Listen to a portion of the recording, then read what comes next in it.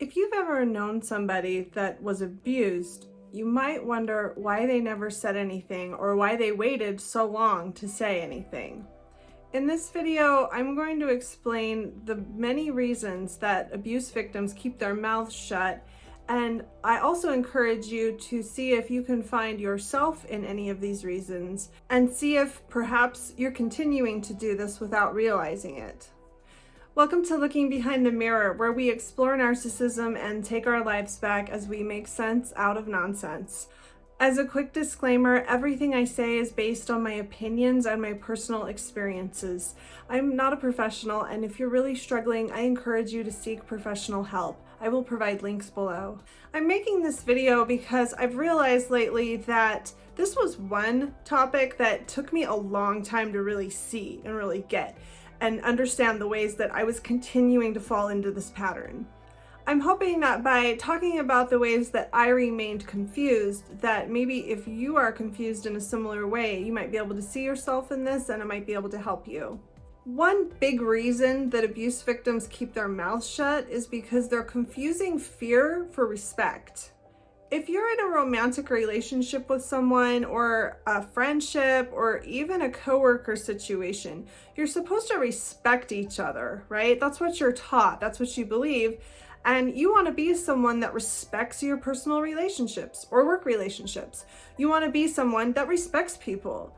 So to go behind someone's back and quote, complain about them, that's not respectful, right? If you're in a romantic relationship with somebody and they're going off to their friends and telling them all these things that you're doing that's bugging them, that's not respectful, right?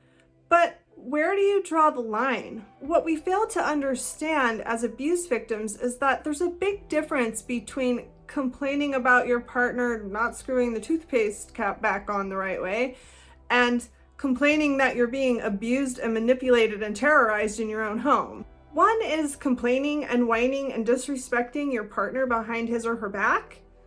The other is confiding in somebody, a real distress that you're in. Abuse victims confuse fear for respect, and they confuse complaining with confiding. This can become very complicated when we as abuse victims are in denial and we don't consciously realize that we're being abused. Because to get to the point where we say, I have a right to confide this in somebody. I'm being manipulated and abused and terrorized in my own home. I have a right to reach out for help. When we get to that point, we're no longer in denial. And that can be a very long, complicated, difficult process to work through. Some abuse victims never realize that they're being abused.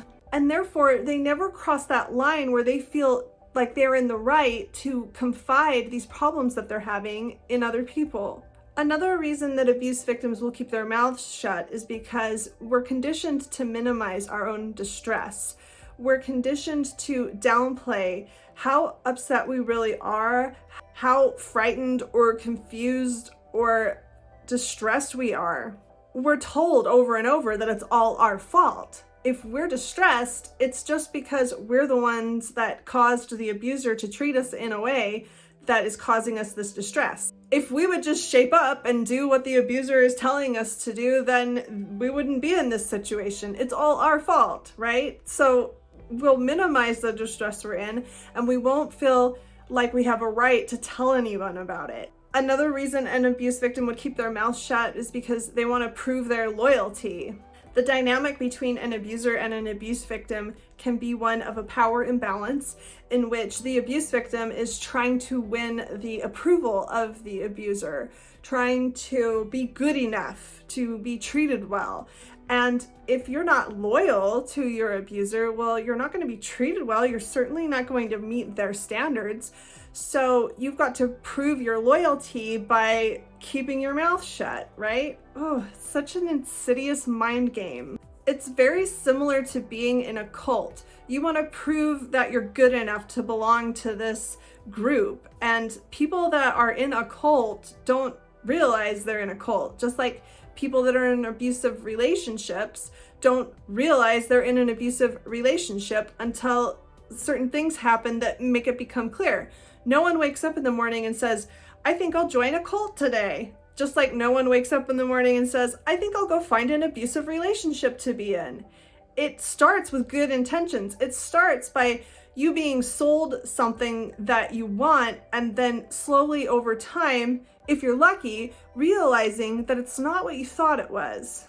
And this denial can also lead into kind of a subconscious defense mechanism of not wanting to hear any honest feedback from people. So you might keep your mouth shut because you know that if you say out loud the things that are happening to you and the way you're being treated, that people around you that actually care about you, that are third parties, that are impartial, part of you knows that they're going to disapprove of this, that they're going to say things to you that maybe you're not ready to hear. They're going to say, wow, you've got some serious problems in your relationship. He shouldn't be treating you like that, or she shouldn't be saying those kind of things to you. And while this is subconscious and we're in denial and we've got all this cognitive dissonance going on, I think part of us knows that this is the type of feedback we're going to get. And I think we can downplay it by saying things like, well, it's just because they wouldn't understand. You know, they don't see the big picture. They don't know him like I do. They don't understand her like I do. So I can't tell them what's actually happening because they just wouldn't understand. It would make him look bad if I said what he was doing. It would make her look bad. I don't want to make them look bad because, well, I'm loyal and I'm a good person, and I don't go complaining about my partner behind his back. I don't complain about my friend behind her back. I don't do those kind of things. And if I did, well, other people would make assumptions about them that just aren't true. Ugh. These are the kind of mind games we can play with ourselves that keep us stuck in these dynamics. And as we start to wake up to the situation that we're actually in and maybe start to realize, this is an abusive relationship. I'm being manipulated. This isn't fair. This person really isn't reasonable. They really aren't treating me the way that they should be treating me. We can continue to keep our mouths shut for several additional reasons. One being simply that we might be afraid of the backlash. We might be afraid of being punished by our partner. Or if you're in a work situation where your boss is very manipulative and exploitive and abusive, you could lose your job if you confide in somebody and it gets back to him. You might be afraid that other people won't believe you. What if your partner or your boss or your friend or your family member is really nice and really sweet and generous and amazing to most people? Who are you going to tell? Who's going to believe you?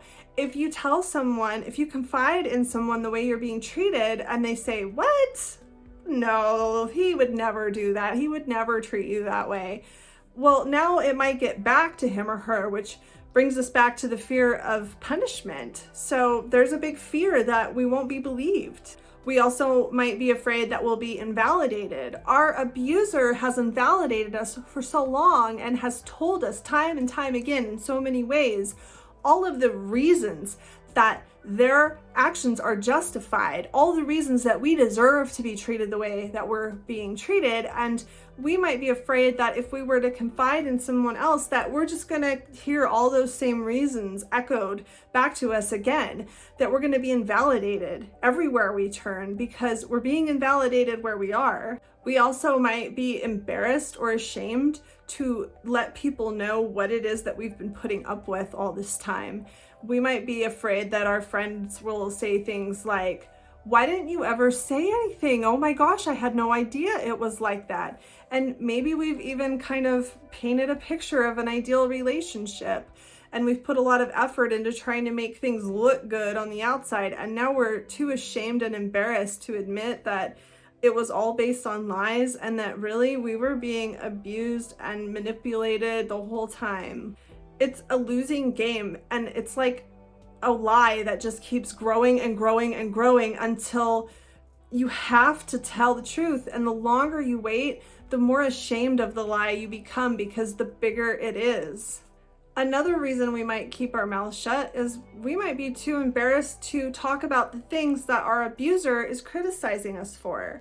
What if our abuser is constantly telling us that we're a dirty slob, that we don't clean the house the right way, and that everything's always messy and filthy, and that we stink and we're fat and we're stupid, and all these awful ideas that we're constantly being fed all day, every day? Well, if these are things that the abusers specifically noted as sensitive topics to you, as things that you were already kind of ashamed of or worried about or insecure about, these are things that we might not want to bring up to other people. If our abuser is telling us that we're fat, maybe we are too embarrassed to say this out loud to someone else, even if it's completely untrue. If our abuser is telling us that we're a horrible cook or that the house is filthy, we might be too embarrassed about those things to mention them to someone else.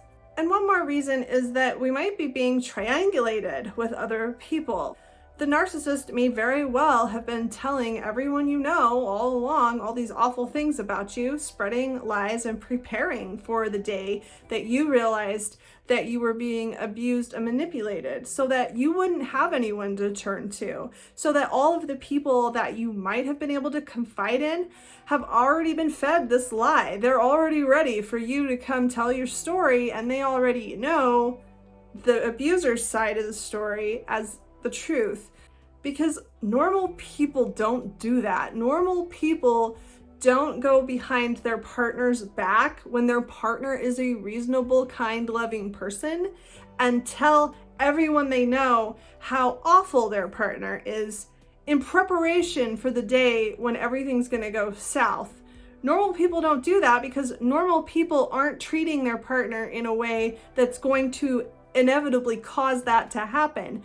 Normal people don't have to prepare for the day when their partner has finally had enough and is trying to leave. When a narcissistic abuser is preparing everyone that he or she knows for this day, the last thing that would be on anyone's mind is, oh, wait a minute, you're just getting ready for the day that your partner's gonna run for the hills. Unless they've already seen it before, it's just the last thing that anyone would suspect. I really want to describe how I felt because I'm a little frustrated that it took me so long to see this, because I was in this situation multiple times, and even after I started to understand what narcissism was, it still took me a long time to understand this specific piece. How do you know when it's okay to say something to someone and when it's disrespectful? Where's the line?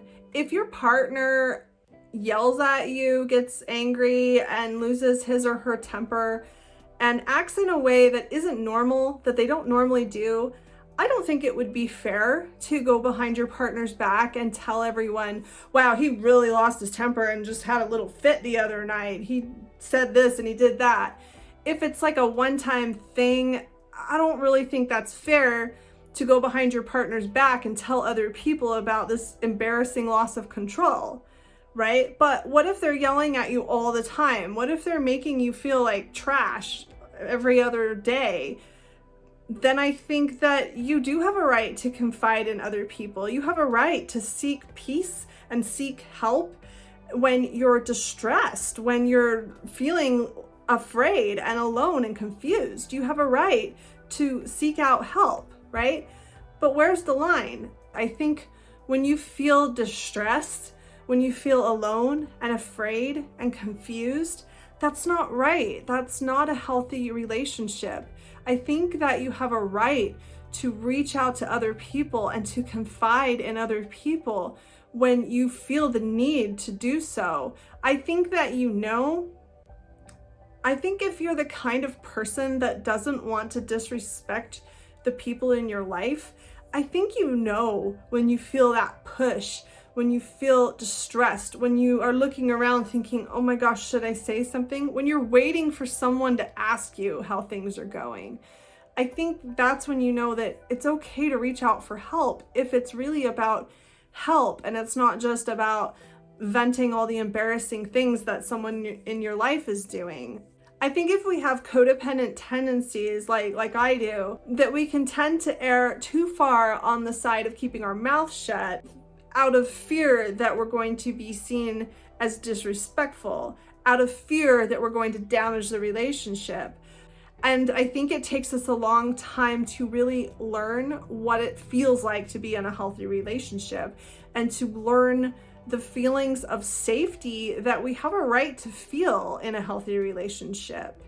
If you can't talk to your partner or your coworker or your friend or your family member about the way that they are making you feel distressed, if you can't talk to them about it because you're afraid of how they'll react, I think that's where the line is. I think if you feel afraid to say anything to them about something that's really bothering you, then I think that, in my opinion, you have a right to reach out to somebody else, somebody that cares about you, that will listen and validate you. And how you find those people and how you be careful not to confide in the wrong people, well, that's a whole other video. But I just want to say that is, be careful not to confide in just anyone. Really look at how this person has demonstrated to you in the past that they're someone that you can trust, and that there's someone that actually cares about you and that will listen without making things worse for you. I hope this helps. If you like this video, give it a thumbs up, comment below any suggestions that you have for me, and subscribe to my channel. It helps YouTube know that you like this video and that maybe other people will like it too. Until next time, thanks, bye.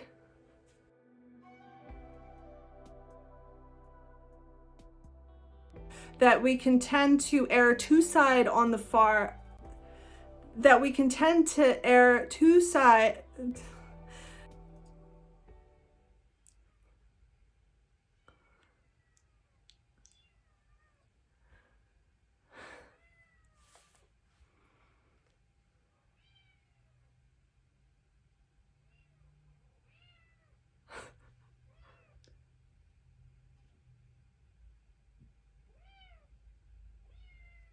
Oh my God, okay.